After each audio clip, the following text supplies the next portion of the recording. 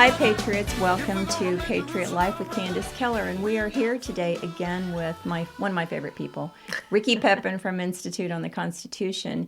And we have got so much great information for you here today. I wanted to remind you that our Patriot Life, Patriot America gear is for sale. We've got our tumblers ready for you, Second Amendment tumblers, which I love. This is our logo. And today I'm wearing the Patriot America t-shirt. On the back of it, it says the only thing that's keeping them from dragging us out into the streets is the fact that we are an armed nation. Matt Trewhella said this to me in our living room. Please go to our website, patriotamerica76.com, and contact me at patriotamerica76@gmail.com. Gosh, there's so much I want to ask you. When we had Matt Trewhella here with Doctrine of the Lesser Magistrates, a great book that everyone should own, which is available on our website, by the way. I found out how powerful the state legislatures really are. Mm-hmm. And, you know, all of our lives in elementary school and junior high, we're taught that the three branches of government are equal. Yeah. And that isn't really true, is it? No, That's not really true. And what he talks about in this book is that the judiciary is really the least powerful. Right. The executive branch, you know, much as we have found out, he's just the executor. He just signs the laws, as we saw the president do and our governor has done. But the legislature is the people. That's right. The people speaking through the representatives. Right. So when the election happened, the most recent one with Donald Trump, you know, we wanted to punt it to the judiciary. We wanted President Trump or Vice President Pence to act, and then we realized the state legislatures had sort of failed to do their jobs. That's right. So talk to us about what the state legislatures are failing to do, because not a single legislature in this nation has acted to stop what's happening in the individual states. Why is that happening, and what is wrong with the legislatures? People seem to, I think, again, this is only my opinion, but I believe they're more concerned about being reelected than they are about doing the right thing. And only the people can correct that, because as you pointed out, those legislators are the closest to the people, and they can't stay there if we don't vote them in there. And so we need to learn the law, first of all. This is a big pitch for our Constitution classes, and learning who makes law and what the pecking order is. Our government is not a top-down government. It's a bottom-up government. And we, the people, are supposed to have the largest say. But if we don't understand that, and we don't, because we look at the governor who says, oh, you have to wear a face mask, and so we say, oh, we have to wear a face mask. And that's not true. And if the state legislators had stepped up to the plate back when DeWine stopped the primary, that would have been the first step in the right direction to show us that they were doing what they took an oath to do. Okay, so I was in the legislature when that happened. Okay. And I'm wondering, what could we have done? Because I know the Speaker and the Senate President said, we're having a primary, and he said, no, you're not. Mm-hmm. And then we didn't have a primary. So what could we have, like I got a call at midnight and said, are we heading up to Columbus right now because we got to do something?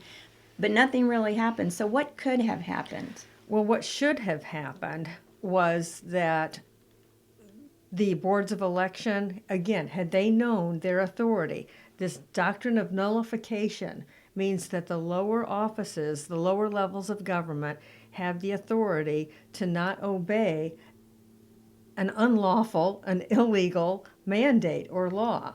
And so had we been strong enough in our, not even the state government, but even in our county governments, to say, that's unlawful. It is the state legislators that determine the times and the places for election. Mm-hmm. The governor can't just say, nope, which is what he did. Right. And so if they had known that and acted on that, we would have had our primary. Right. And the same thing is true with when the governor declared the mandates for all of these health actions. It's totally illegal. It's totally outside his scope of authority. That word authority is really important. Who has the authority, the legal right to declare these things? Mm-hmm. And that's why our Constitution classes are so important, is that you learn these things and you don't get pushed around quite so much. Okay, so, you know, I've thought about this a lot. We used to be a nation of tea drinkers, okay? the United States is a coffee nation. And Okay. I've thought about that. You know, we got fed up with tyranny. We literally used to be a nation where the British could come into the homes of the colonists and eat your food and stay there, Yep. and that's why we have that amendment Right. to the Constitution. And our ancestors, the founders, got fed up with tyranny. And of course, 243 years pass, and now we are seeing it again. Right back. So how have we managed? Is it because we don't know the Constitution that we are here? I believe that with all my heart. I mean, I homeschooled my kids in the 80s and the 90s, and the reason as I started to do it was when I started all of this, because it became clear to me for the first time in my life that my kids were not being taught not only responsibility, were not being taught the law, they were being taught the opposite of what it was. They were taught to be sheep. And can I go ahead and share this? Yes, please do. Because people want to know, and I think this is important. So why are we doing these face masks? You know, if they don't stop a virus, if they really aren't helping, if they're only creating more problems. And there was a piece on the internet of history that said 2,300 years ago, long before Islam, the Arabs discovered that forcing people to cover their nose and mouths broke their will and individuality. It depersonalized them. It made them submissive. That is why later it was imposed on women the mandatory use of a fabric over her face. Modern psychology explains that without a mask, we do not exist as independent beings.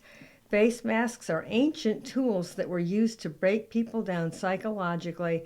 This is the beginning of deleting individuality. And the final statement, he who does not know his history is condemned to repeat it. Okay, and I'm going to hold this up. Okay. This is a very disturbing picture, and we can put this on our website for you to make a copy of this if you want. This literally looks like torture. And I know we're not there yet, but we're kind of almost there. Well, and they're breaking our will to where now if you go into a store without a face mask, you get dirty looks. It is true. I mean, what is that except breaking down your individuality or making you all comply to the same thing? And can I segue into what I yes. would like to recommend is these cards that we shared with you the last time around are good for taking with you into the stores as an individual shopping. But let's take a bigger step. They're a real tool that you can also use in your local governments. Because once again, remember, we're a bottom-up government, not a top-down government. And a lot of, perhaps all, but most at least, of your local governments, your county commissioners, your township trustees, your city council members, are not aware of this doctrine of nullification. They are not even aware that the governor doesn't make law. They're just handed these mandates and they do it. And so I'm encouraging people, and some of them are starting to do this now, to actually take your little card with you and go with a friend. Don't go alone. Take 2 or 3 friends with you and go to these local county meetings, for example. And I've created a script for you to be able, and can I take a minute just to read what that is? Yes. Okay. That when you go up in front of your county commissioners, etc., there's time for the audience to speak, and you can tell them briefly, I'm here to speak to you about our God-given freedoms in America. When you were elected to office, you took an oath before God to defend the Ohio and U.S. constitutions. These documents represent the law, and only legislative bodies make law. Governor or health department mandates are not law. And then go ahead and read off of your card what the Ohio Revised Code says about face masks. And once you've done that, then you can tell them the current health mandates are not only not law, but they violate the true law. So my question to you is, what are your plans to obey the real law, to keep your oath of office and protect and restore your citizens' God-given freedoms, to allow them to choose whether or not to reopen their businesses, churches, and schools without these unlawful restrictions? And then here's the clincher. When you're done, put it on them. Say, I'm going to give you the remainder of my time to answer this question, and please be specific. Put them on the spot. And if they don't give you the answer that you want, or if they say they need more time, pin them down. When? Next meeting, we'll be back. And if they don't answer with a liberty question to get you going and open again, they've just marked themselves with a bullseye that it's time to find somebody to replace them who does understand freedom. So when a commissioner is asked these questions, they're going to be pretty speechless. They are, and if that's the case, I will add something to this teaching document, if you will, because Matthew Truell, I spoke with him recently, and there are counties who have actually passed, what's the word? I think it's an ordinance. Thank you. It's an ordinance. Yeah. They've actually passed an ordinance. They write an ordinance and put it into their county charters. Okay. And it says basically that they will not obey any mandate or unconstitutional law that is handed to them from the state or the federal government. And they are totally within their right, not only within their rights to do it, it's their responsibility. They're obligated to do it. They are obligated to do it. Okay, so, local control is a big deal in Ohio. We have very strong local control. What I didn't understand when I first went to the legislature was I thought the state was sort of the final word. Mm-hmm. But now I find out that really the city, well, the county has more power even, because I remember we used to try to do things to townships, and the township association would come in and say, "We're not doing that here," and we would be like, "Oh, okay." Yeah, so surprise. Yeah, and so really, is this true? The more local, the smaller that you have. You have the power, the right? more power. The more power you have. So like city council, or even some townships have 500 people. Right. But every township has those 3 trustees. Mm-hmm. And it's like 3 little presidents over your township. Mm-hmm. And when you go to them, these are people you see at the grocery store. They want to make you happy. Believe me, they want to make you happy. Because they want to be reelected. That's right. So that's very interesting.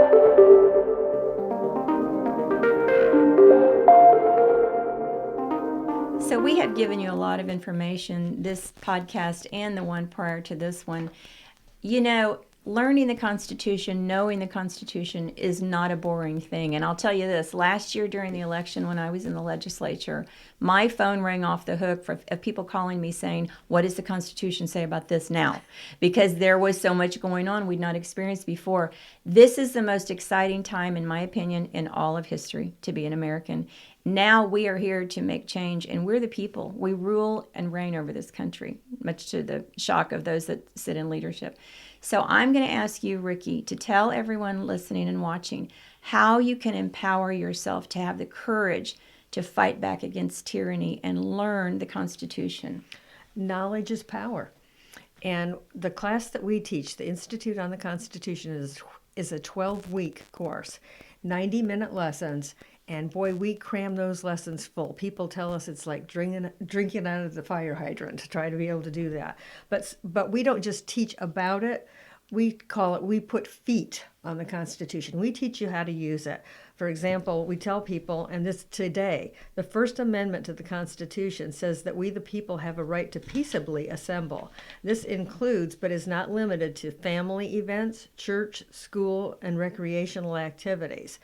And we can, when you learn that, the things, once again, the mandates that have been put on us, take that away. That's not legal. And so I would encourage people to go to our website. There's 2 places you can go. The American, with an N, theamericanview.com is the overarching website where there's all kinds of good materials. You can take the course for free online there if you want. Mm-hmm. But we strongly encourage you to take an in-person course because that's where you're going to get the applications. That's where you're going to get the questions and the interaction with the class and everything.